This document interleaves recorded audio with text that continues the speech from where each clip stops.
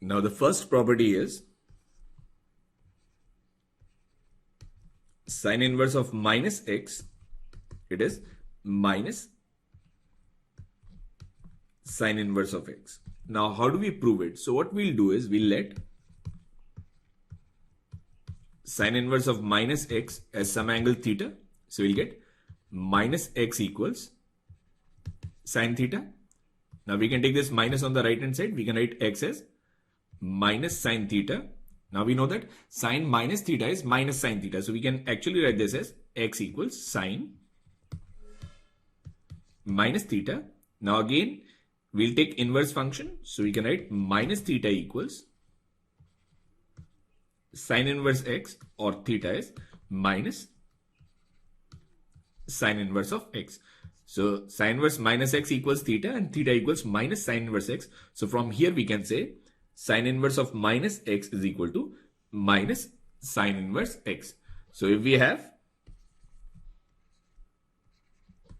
sine inverse minus 1 by root 2, we can write this as minus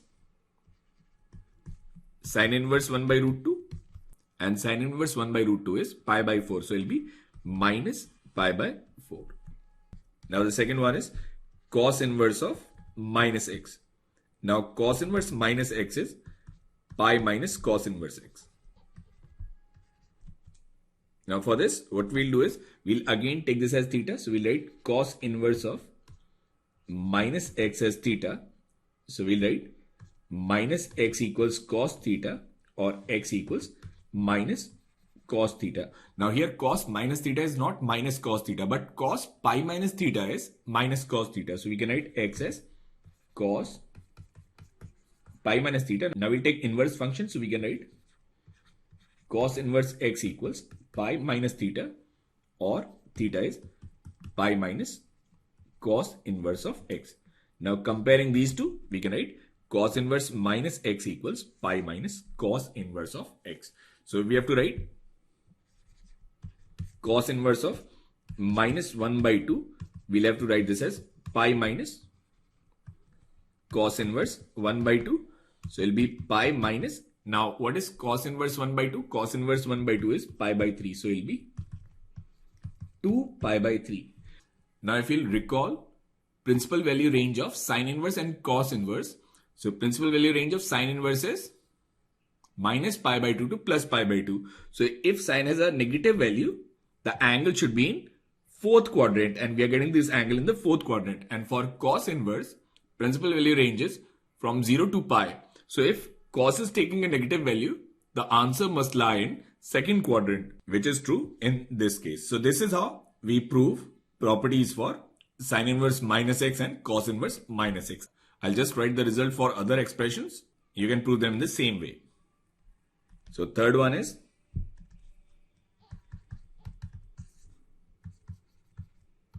tan inverse minus x, and tan inverse minus x is minus tan inverse x. Now cosec inverse x, it is same as sine inverse. So cosec inverse minus x will be minus cosec inverse of x. Secant inverse of minus x will be same as that of cos. So it will be pi minus secant inverse of x. And make a note for this one, and which is cot inverse of minus x. Cot inverse of minus x is not same as tan inverse of minus x. So it is not minus cot inverse x. It is actually pi minus cot inverse of x. And the reason for that is principal value range for tan inverse is minus pi by 2 to plus pi by 2, and principal value range for cot inverse x is from 0 to pi. So tan inverse is negative in fourth quadrant, whereas cot inverse is negative in second quadrant. So we have to get the result in second quadrant, and that is the reason it is not minus cot inverse x, but pi minus cot inverse of x. Now we'll come to second set of properties, and which is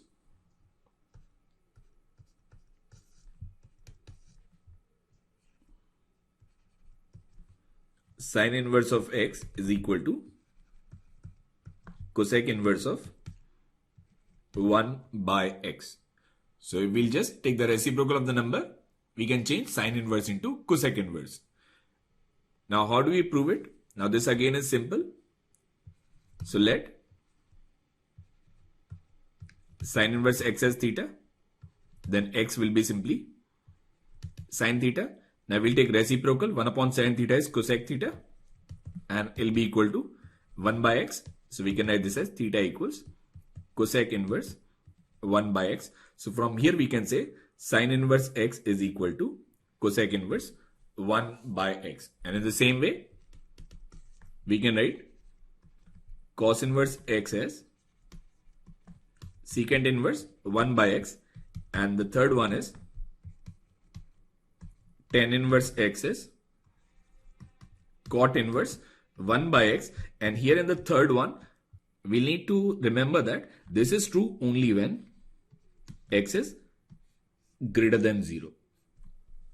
Because when x is a negative number, there is a difference in quadrant for tan inverse and cot inverse. So tan inverse x is equal to cot inverse 1 by x only when x is a positive number. So if we have secant inverse 2, we can write this as cos inverse 1 by 2, and cos inverse 1 by 2 is nothing but pi by 3. Suppose if we have cot inverse minus root 3, now we cannot write this as tan inverse minus 1 by root 3, because this formula, it is only valid when x is greater than 0. So in this case, what do we actually do? So if it is cot inverse of minus root 3, now we know that cot inverse minus x is pi minus cot inverse x. So we'll write this as pi minus cot inverse of root 3. Now this number is positive. Now we can write cot inverse x as tan inverse 1 by x. So we'll write pi minus tan inverse 1 by root 3. So it'll be pi minus, and this is pi by 6. So it'll be 5 pi by 6. So that's your second set of properties. Now third set of properties is actually trigonometric identities. So for inverse trigonometric function, we have 3 set of identities, and the first one is sine inverse x plus cos inverse x, and it is equal to pi by 2, where x belongs to minus 1 and plus 1. That is, it holds in the domain of sine inverse and cos inverse. Now, how do we prove this result? So again, what we'll do is we'll let sine inverse x as some theta. We'll get x as sine theta. Now we know that cos 90 minus theta is sine theta. So we can write x as cos pi by 2 minus theta. So we can write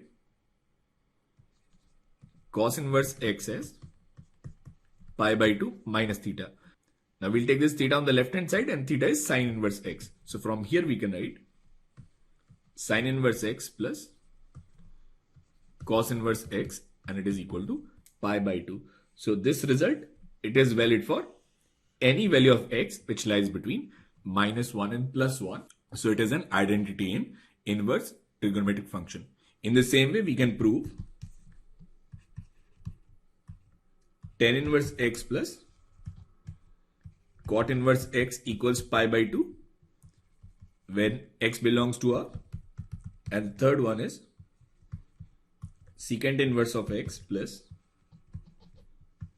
cosec inverse of x equals pi by 2 when x belongs to minus infinite to minus 1 union 1 to infinite. Now you'll get some simple questions such as y equals sine inverse x square upon x square plus 1 plus secant inverse x square plus 1 upon x square. Find dy by dx. Now what we know is secant inverse of x is cos inverse 1 by x. So we can write this as y equals sine inverse x square upon x square plus 1 plus cos inverse x square upon x square plus 1. Now here this value is same. So it is sine inverse x plus cos inverse x, and which is nothing but pi by 2. So this function is actually a constant function. So we write dy by dx. dy by dx in this case is nothing but 0. So derivative of this function is nothing but 0. Now we'll come to two of the most important properties of trigonometric inverse function. Now we have already studied in functions that if f and f inverse are inverse functions of each other, then f of f inverse is equal to f inverse of f, and this is equal to x. So self-adjusting property in inverse trigonometric function mean that sine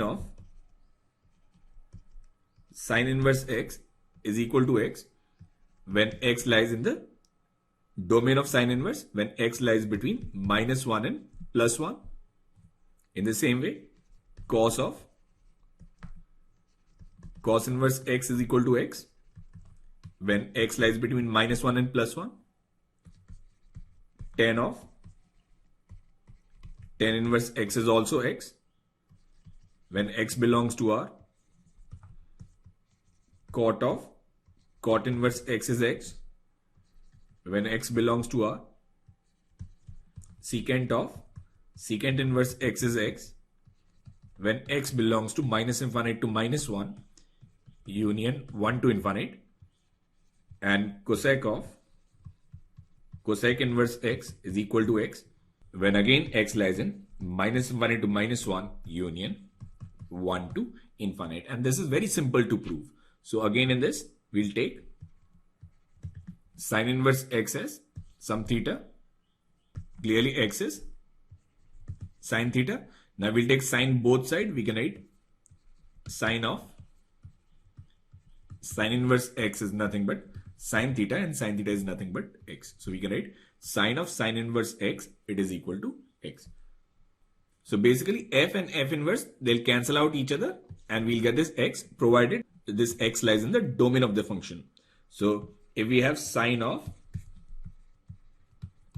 inverse 2 by 3, we'll cancel this sine and sine inverse. We can write this result as 2 by 3. But if we have sine